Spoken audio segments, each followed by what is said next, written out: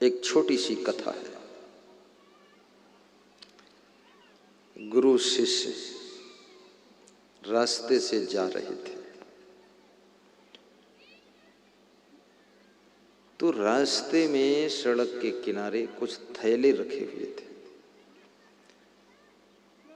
तो शिष्य ने गुरु से पूछा, ये थैले किसके हैं गुरुदेव? तो गुरु ने कहा, बेटा वो खेत में जो मजदूर काम कर रहे हैं उनके थैले यहाँ रखे हैं। तो शिष्य ने कहा, इनके थैले से कुछ कुछ सामान निकाल लूं गुरुदेव?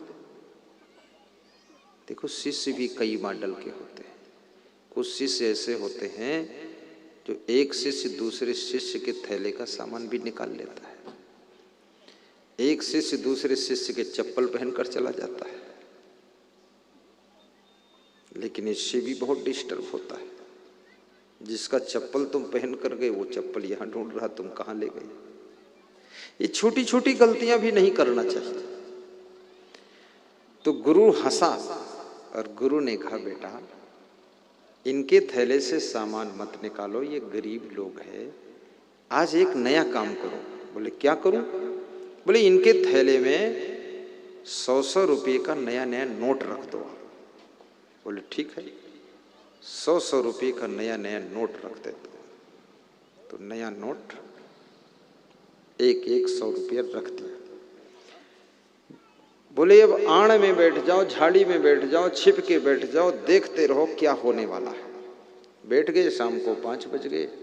मजदूर सब छुट्टी लेकर के आए, हाथ पांव पानी में धोया, अपना अपना थैला उठाया, खोला, देखा तो उसमें नया नया 100 का नोट रखा था।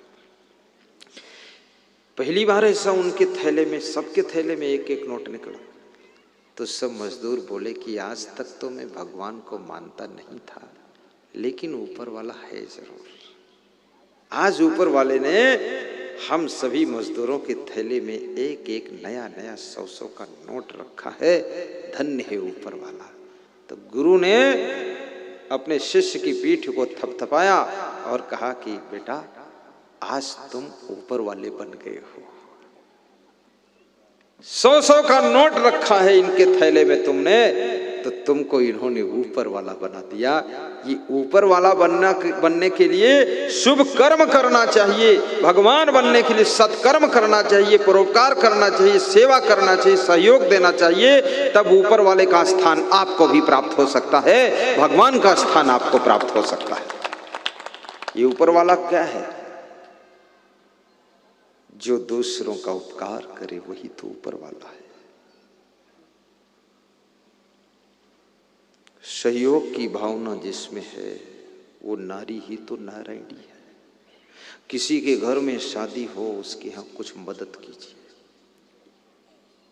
कोई कार्यक्रम कर रहा हो, समागम कर रहा हो, उसको भी मदद कीजिए। इसमें लाखों का खर्चा आता है।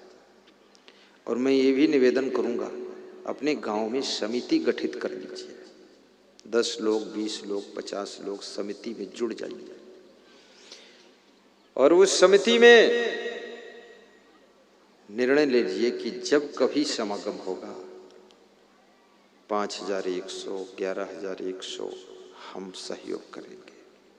50 किलो चावल देंगे, हम 20,000 देंगे। एक व्यक्ति पर लोड ना आए तो समागम चलता रहेगा। ये खपरी में मैं पहली बार शायद आया। छत्तीसगढ़ में हम कब से आते हैं आपको पता? मुझे पता है, सन 98 से आ रहा हूं। 98-97 से आ रहा हूं इस छत्तीसगढ़ प्रदेश में, और अभी 20 आ गया है, तो करीब 22-23 साल से आ रहा हूं। और 22-23 साल में खपरी में पहली बार प्रोग्राम। कितना लेट हो गया। ये तो और लेट करते तो हमारा जीवन ही खत्म हो जाता, आ ही नहीं पाते। हर गांव में कमेटी गठित करो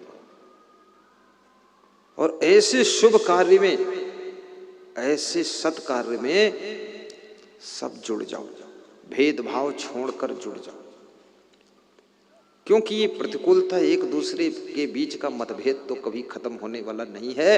तुम खत्म हो जाओगे पर भेद खत्म नहीं होगा। इसलिए भेद को खत्म करने के लिए भेदभाव मिटा करके श्रद्धा भाव पूर्वक सत्संग की कमेटी का गठन कीजिए और समागम कराइए, तो आपका भेद खत्म, खेद खत्म और जिंदगी वेद बन जाएगी।